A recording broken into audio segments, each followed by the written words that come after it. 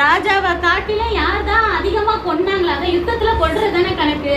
யுத்தத்துல வந்து எதிரிகளை நிறைய கொல்றவங்க தான் நல்ல வீரர்கள். அப்ப தாவீது தான் 10,000 பேரை கொன்னாங்களாம். அப்படி பாடணும்னா சவுலுக்கு பொறாமையா வருது.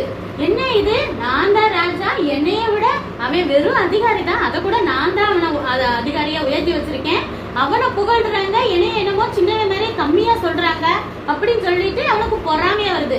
யாராவது தனக்கு கீழே இருக்கிறவங்கள பார்த்து பொறாமப்படுவாங்களா? எப்பயுமே கீழே இருக்கிறவங்க தான் ராஜாவை பார்த்தா ராஜா வாழ்க்கை எனக்கு கிடைக்கலையா அப்படின்னு வைப்பாங்க. எங்கேயாவது ராஜா போய் கீழே இருக்கிறவங்க பார்த்து பொறாமப்படுவாங்க. இவன் அப்படி படுறான். அப்ப பொறாமைங்கிறது பிசாசோடைய குணம். நான் சொன்னேன் அந்த ஏதாவது தூண்டி தூண்டி விடும் அப்படின்னு சொல்லிட்டு, பொறாமைன்னு ஒரு குணத்தை, அவன் கெட்ட குணத்தை வர வச்சதுனால அதுக்கப்புறம் அவனை தாவீதை பார்த்தாலே பிடிக்கல.